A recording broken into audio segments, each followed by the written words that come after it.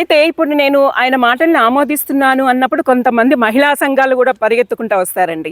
నాకు ఒక ఆశ్చర్యకరమైనటువంటి విషయం ఏంటంటే, మహిళా సంఘాల వాళ్ళు కూడా ఇటువంటి వాళ్ళకి ఎవరైతే ఎలాగైనా ఉండొచ్చు, నా వస్త్రధారణ నా ఇష్టము అని అంటే, మీ వస్త్రధారణకి ఒక లిమిట్ అనేటటువంటిది ఉంటుంది. మీరు ఇంట్లో వేసుకోండి, నైటీలు ఇంట్లో వేసుకోండి, ఆఫ్ స్కర్ట్స్ ఇంట్లో వేసుకోండి, స్విమ్మింగ్ సూట్స్ కూడా వేసుకొని మేము స్విమ్మింగ్లో మా ఇష్టం ఉన్నట్లు ఉంటామంటే ఓకే, అది మీ వ్యక్తిగతము. మీరు మీ స్విమ్మింగ్ సీట్లో అట్లా ఉండండి. కానీ బయట ప్రపంచానికి కూడా వాటిని రిలీజ్ చేస్తూ ఆ అర్ధనగ్నమైనటువంటి దృశ్యాలు చూసినటువంటి, ఆ డ్రెస్సింగ్ చూసినటువంటి యువత వాళ్ళ మైండ్ అనేటటువంటిది అక్కడ విషపూరితం అయిపోతుంది. అటువంటప్పుడు వాళ్ళు పెద్ద పెద్ద వీళ్ళని ఇటువంటి వాళ్ళని ఏమీ చేయలేరు. వాళ్ళ మనసులో పేరుకుపోయినటువంటి ఆ ఆకాంక్షనంతటిని కూడా ఎక్కడో వాళ్ళకి దొరికినటువంటి ఆడపిల్లల మీదనో, బలహీనమైనటువంటి ఆడవాళ్ళ మీదనో వాళ్ళు తమ యొక్క అక్కసును, తమ యొక్క కోరికలను కూడా తీర్చుకుంటూ ఉంటున్నారండి. ఇది ఇప్పుడు అంటే నా డ్రెస్సు నా ఇష్టము అంటే దానికి కొన్ని హద్దులు అనేటటువంటివి ఉంటాయండి.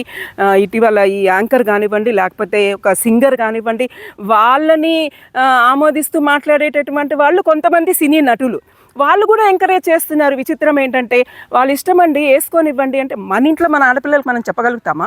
మీరు చెప్పండి. గుండెల మీద చేతులు వేసుకొని మా ఇంట్లో మా చెల్లిని కానీ, మా అమ్మాయిని కానీ, మా తల్లిని కానీ అలాంటి వస్త్రధారణ నువ్వు వేసుకొని ఇష్టమమ్మా, నీ ఇష్టం ఉన్నట్టు వేసుకొని బయటకు వెళ్ళు అని మనం చెప్పగలుగుతామండి? గుండెల మీద వేసుకొని చెప్పండి, ఎంతమంది చెప్పగలుగుతారు? అప్పుడు నేను ఒప్పుకుంటాను. మరిన్ని అప్డేట్స్ కొరకు మన ఛానల్ని సబ్స్క్రైబ్ చేయండి.